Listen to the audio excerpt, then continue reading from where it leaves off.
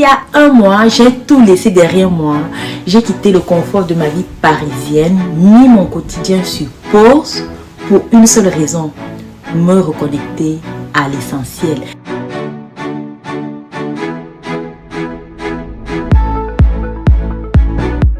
Direction un petit village niché à une cinquantaine de kilomètres de Timako, en pleine forêt camerounaise. Un peuple que je porte dans mon cœur depuis longtemps.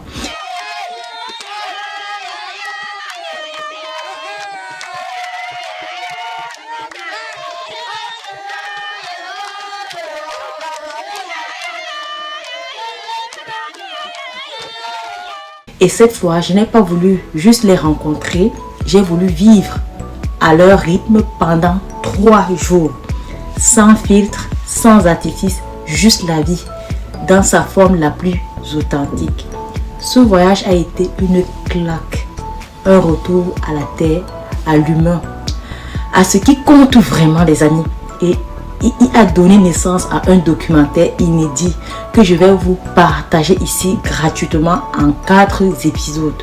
Alors voici un aperçu des moments forts que vous découvrirez très bientôt. Dès le premier jour, nous sommes partis à la chasse. Mais nous sommes revenus bredouilles, non pas par manque d'expérience, mais parce que la forêt est en train de disparaître. La déforestation ravage le territoire. Et là, une question m'a hanté durant mon voyage. Comment survivre quand ton environnement s'éteint un peu plus chaque jour? Et puis, une autre réalité m'a bouleversée. Les enfants ne vont plus à l'école. Pourtant, une école existe.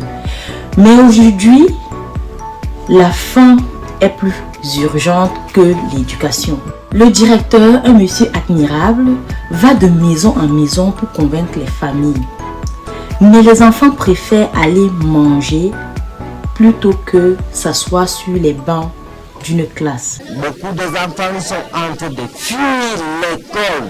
Nos parents, avec cette négligence, quand nous, les enfants, nous avons bien sûr l'encouragement de partir à l'école, nos parents sont en train de négliger. Alors le chef de village m'a confié qu'à l'époque, ils avaient une cantine gratuite et les enfants venaient avec le sourire. Aujourd'hui, ils restent chez eux et cette réalité m'a brisé le cœur. Je me suis sentie impuissante, oui, mais pas résignée. Alors, si toi qui regardes cette vidéo, tu veux les aider, tu as des idées, des contacts ou l'envie de faire un don pour relancer cette cantine, écris-moi, commente, partage, chaque geste compte les amis. Et au milieu des difficultés, il y a eu la magie les amis. J'ai eu l'immense privilège d'assister à la sortie des Djengi, leur dieu. Une danse sacrée, un rituel ancestral d'une puissance inouïe. Ce soir-là, les tambours ont parlé et j'ai ressenti toute la grandeur de leur spiritualité, toute la mémoire de leurs ancêtres, vivants, vibrantes, intactes. Ce voyage m'a bouleversée. J'ai vu la beauté, la force, la résilience, mais aussi l'urgence d'agir. Le prochain épisode sortira mardi prochain sur cette chaîne. Abonnez-vous dès maintenant pour ne rien manquer. Et si cette histoire vous touche, partagez-la, faites-la résonner car si personne n'en parle, ces peuples risquent de disparaître. Sur ce, utilisons le vivant pour soigner le vivant. À très bientôt. Et si la nature détenait les secrets de votre bien-être? Chez Terrance Nature, nous puisons dans les trésors de l'Afrique pour vous offrir des solutions 100% naturelles, efficaces et adaptées à vos besoins.